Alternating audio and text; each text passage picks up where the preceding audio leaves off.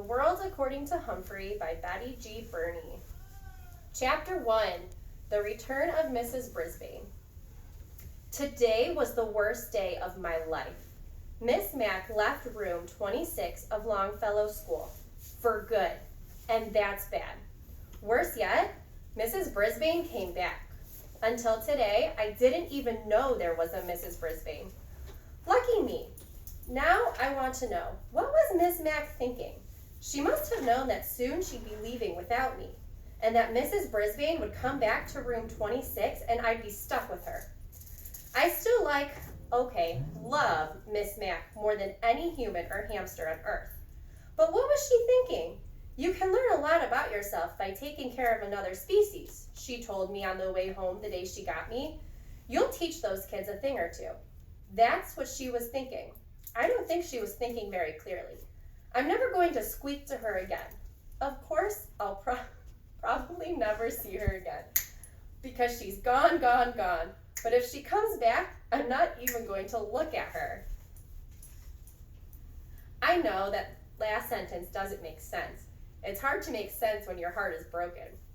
On the other hand, until Miss Mack arrived, I was going nowhere down at Pedorama. My days were spent sitting around looking at a bunch of furry things in cages just like mine. When we were treated all right, regular meals, clean cages, music piped in all day. Over the music, Carl, the store clerk, would answer the phone. Open 9 to 9, 7 days a week. Corner of 5th and Alder next to the Dairy Maid. Back then, I feared I'd never see 5th and Alder, much less the Dairy Maid. Sometimes I'd see human eyes and noses, not always as clean as they should be, poking up against the glass. Nothing ever came of it. The children were excited to see me, but the parents usually had other ideas.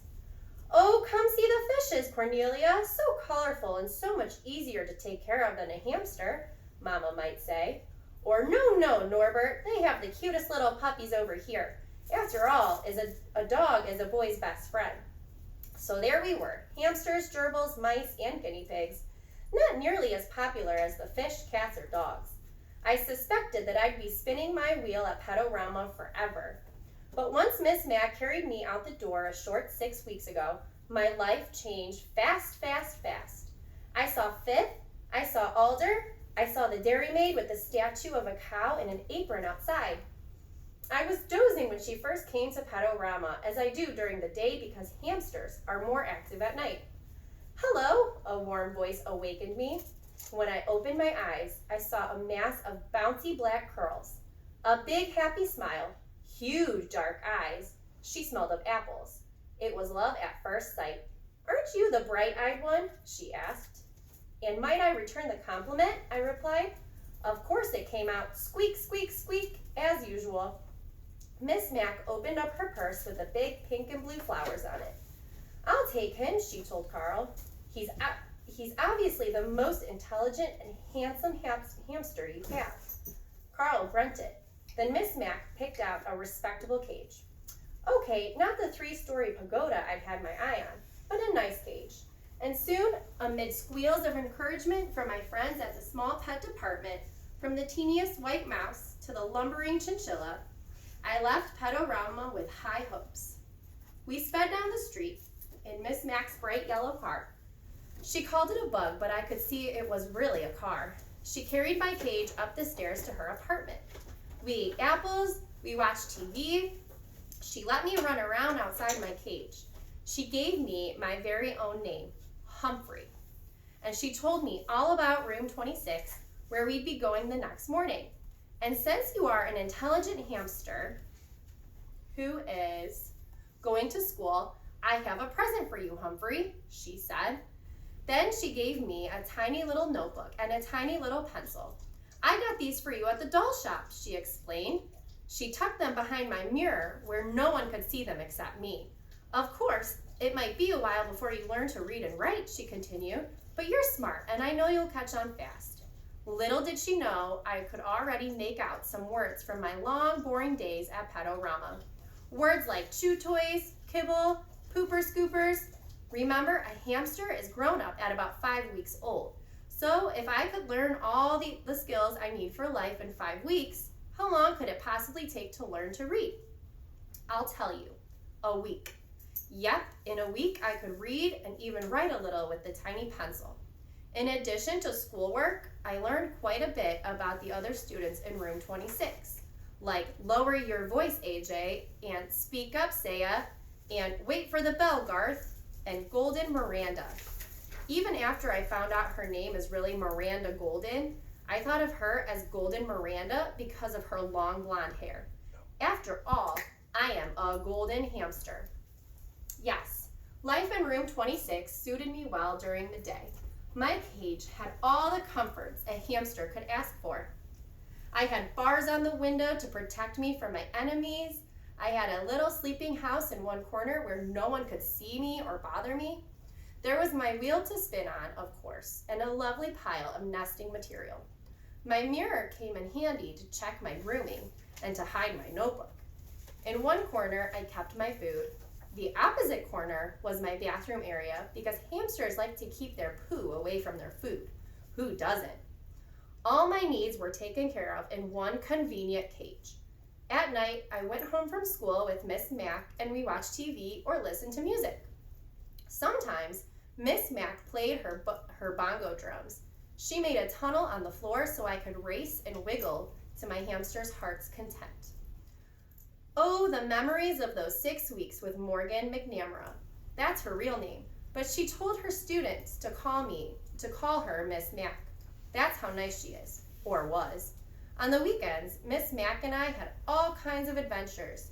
She put me in her shirt pocket, right over her heart, and took me with her to the laundry room. She had her friends over and they laughed and made a fuss over me. She even took me for a bike ride once. I can still feel the wind in my fur. I didn't have an inkling until this morning of the unsqueakable things she was about to do to me. On the way to work, she said, "Humphrey, I hate to tell you, but this is my last day in room 26, and I'm going to miss you more than you'll ever know." What was she saying? I hung on to my wheel for dear life. You see, it's really Mrs. Brisbane's class. But just before school started, her husband was in an accident, so I took over the class. Today, she's coming back for good. Good? I could see nothing good in what Miss Mac was saying. Besides, I want to see the world, Humphrey, she told me. Fine with me.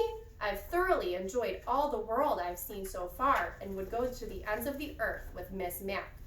But she wasn't finished yet. But I can't take you with me. All hopes dashed completely. Besides, the kids need you to teach them responsibility. Mrs. Brisbane needs you too. Unfortunately, she didn't tell Mrs. Brisbane that. Mrs. Brisbane was already in room 26 when we arrived. She smiled at Miss Mac and shook her hand. Then she frowned at me and said, "Is that some kind of rodent?"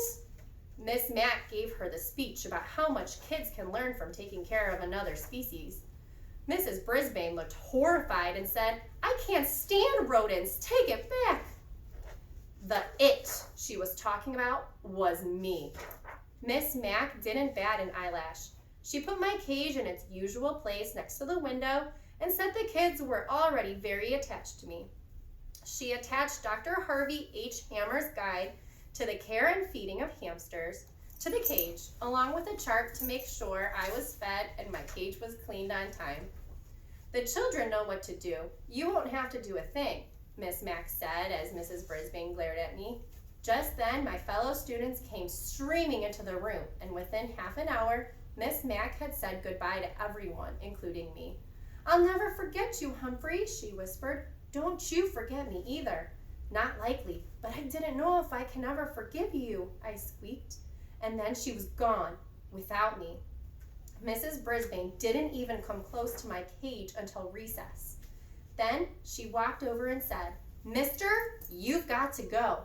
But she doesn't know my secret. The latch on my cage door doesn't work. It never has. It's the lock that doesn't lock. So I've got news for Mrs. Brisbane. If I've got to go, it will be when and where I decide to go, not her. Meanwhile, I'm not turning my back on this woman, not for a second. If I ever disappear and someone finds this notebook, just check out Miss Brisbane, please. Tip 1. Choose your new hamster's home very carefully and make sure it's secure. Hamsters are skillful escape artists, and once out of their cages, they are very difficult to find. Guide to the Care and Feeding of Hamsters, Dr. Harvey H. Hammer.